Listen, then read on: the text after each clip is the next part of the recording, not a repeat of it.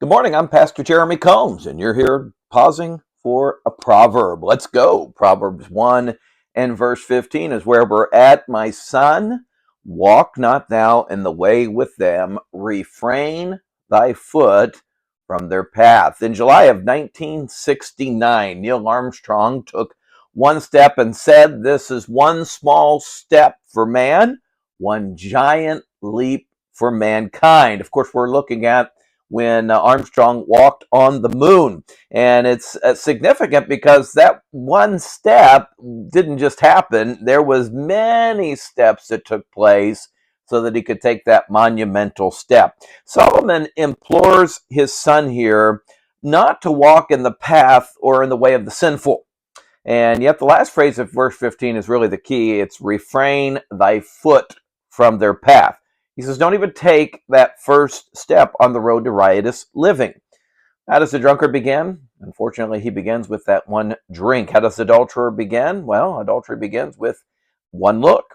So today, the proverb Solomon, whose dad was the psalmist, there we go, challenges us to walk in the way of righteousness. Well, just like don't take one step towards evil, let's try today to take one step towards what is good and what is holy and what is righteous. Well, I'll never learn the Bible. Well, take that first step and read your first chapter. I'm not one that has a great prayer life. Well, take that first step and spend 5 minutes today in prayer.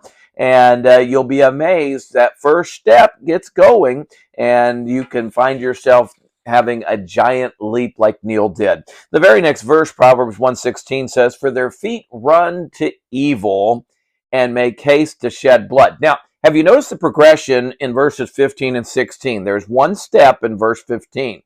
That led us to walking in the way of evil. And now we find in verse 16, their feet run to evil.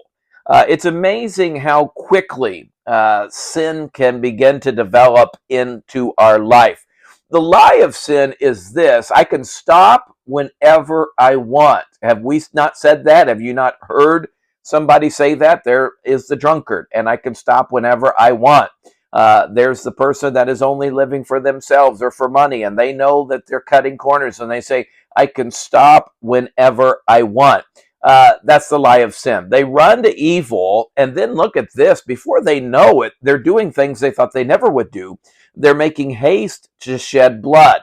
Life has become empty and worthless, and so therefore they devalue and they demean life. You know, we're living in a world that obsesses with death. If you turn on the typical TV show, you watch what's the current movies, most of them revolve around the idea of death, a lot of gore, zombies, things of that nature. In fact, our songs can be that way, where we sing and we, in some ways, glorify or we even mock death. Yet when the time comes that death needs to be dealt with, we say that we can't cope with it and we walk away from it. The path of evil will do that for you. Again, getting back to the path of the righteous, you take that first step. You begin to walk, and you then begin to run to righteousness. And then we find that when we do face death, whether it be our own or somebody else's, we are prepared and we are ready because we know the one who has conquered death, and that is Jesus Christ. I'm reminded of what the Bible says in 1 Corinthians 15, the end of verse 54 and verse 55. Death's been swallowed up in victory. O death, where is thy sting?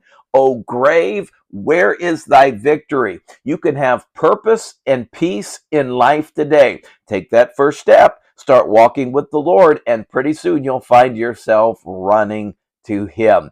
Thanks for joining us. We'll see you next time.